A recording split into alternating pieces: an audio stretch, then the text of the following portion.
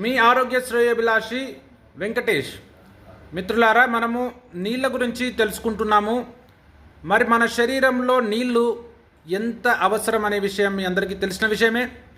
మరి మనం ఎలాంటి నీళ్ళు తాగుతున్నాము, మరి అవి నీళ్ళు తాగకపోతే మన శరీరం ఎలాంటి పరిస్థితుల్లోకి వెళ్ళిపోతుంటుంది. ఒక 4 రోజులు మీరు నీళ్లు తాగకపోతే మనం మరణిస్తాం. ఆ విషయం మీకు తెలుసా? అంటే నీళ్లు మన శరీరం మీద ఎంత ప్రభావం చూపిస్తాయో అనే విషయానికి ఇది చిన్న ఉదాహరణ.